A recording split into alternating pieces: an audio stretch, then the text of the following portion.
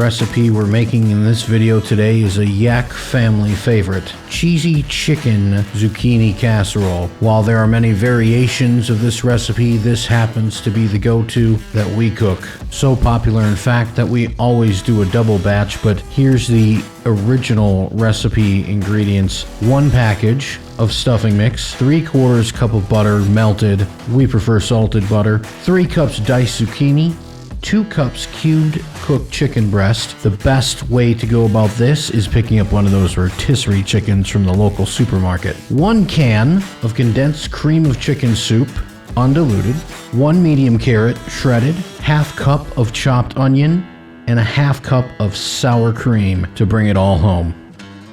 Now, I happen to have my zucchini prepped ahead of time before the video, but that's because we kind of struck zucchini gold and acquired 3 of the largest zucchinis I've ever seen. Where's the state fair when I've got my opportunity for first prize? Anyway, normally when dicing the zucchini, not only would I be striving to keep the pieces consistent and uniform in size, but I would be leaving the skin on to utilize every bit of this precious and rare vegetable. However, due to their large size and the pumpkin seed-like seeds inside, I elected to cut the skin off in the hopes that it would keep the cooking time to soften the zucchini to a minimum. Next, you want to chop up your onion. Not too fine. You don't want your onion pieces to completely dissolve, but give it a good go. Are you crying because it's so delicious? Or those onions you're cutting? Dad jokes. Let's move on, please. Now we move on to giving this recipe the bird. Get out that rotisserie chicken you picked up from the supermarket. Doesn't matter if you put it in the fridge from the day before or you got it fresh. Chop that little fella up and get ready to mix him into all the goodness. You could get away with canned chicken, but oof, that just wouldn't be right to this recipe. You want to make the chunks of chicken approximately around the same size you made your zucchini chunks. Now, ideally, you would want to combine all these in one pot, but I did my best to make sure it was proportionately even in 2 different pans. To soften up the zucchini, shredded carrot, and onion all together on a slow simmer for around 30-40 minutes or so till you get it soft. So soft and buttery Gam could gum that deliciousness when it's all said and done. Unless, of course, you just moved into a new place and you didn't realize that the back burner hadn't been working this whole time. Well, it did, but obviously not enough heat. It never got to a high heat, so we shut her down, we moved it to a different burner, and yes, we boiled our vegetables till they were soft. Now, I can't strain this enough. I can't put enough strain on how important this is.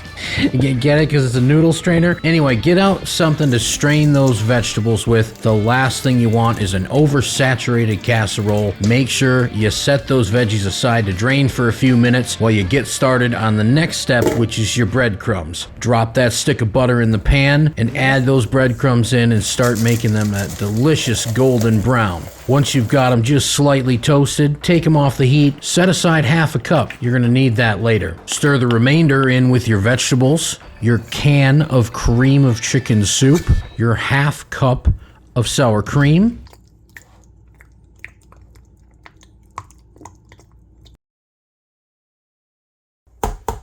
and your diced chicken. Oh yeah. Spank that chicken out. Yeah.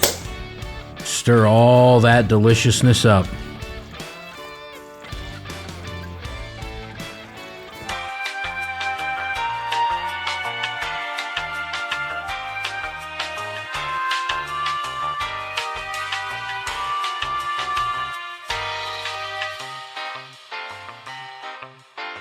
What do you think of the rotisserie chicken, Miss Kitty Kitty?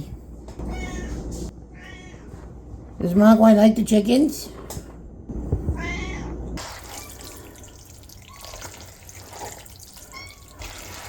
Now, if this wasn't my first real attempt at a cooking video for YouTube, I probably would have mentioned a few steps ago to set your oven to 350 degrees of freedom Fahrenheit, but alas, here we are. So go ahead and get that puppy fired up while we go ahead and grease our pans up to make them a little bit easier clean up afterwards, and then do our best to level out all of that delicious cheesy chicken zucchini casserole filling that we've got to spread around Now is the time for that cup or half cup, depending on how many servings you're making with this, of breadcrumbs that you set aside earlier. Sprinkle these bad boys all over the top for a little extra crunchy deliciousness. Once your oven is preheated, slide these in at 350 degrees Fahrenheit for approximately 40 minutes. Once your 40 minutes is up, slide that tray out, but don't turn the oven off just yet. Now is when you're going to make it rain that glorious, magical, shredded cheddar cheese topping. Don't be shy. Make it rain. Really work it. And slide those back in the oven and let her sit for another 3 to 5 minutes. Maybe longer if you like a little bit of a crunch to your cheese exterior. Once you take these out of the oven and you've safely turned off your stove, let these set for 10 or 15 minutes if you can contain yourself. And don't blame me if there's no leftovers. I tried to warn you. Like, share, and subscribe. It really helped me grow the channel, and I enjoy these cooking videos. I've got some garlic parmesan zucchini fries lined up for the next video, so make sure you're subscribed and turn on those notifications so you don't miss it when that drops very soon. I'm the Yak Man. Thanks for eating good with me. Oh my god, that's amazing.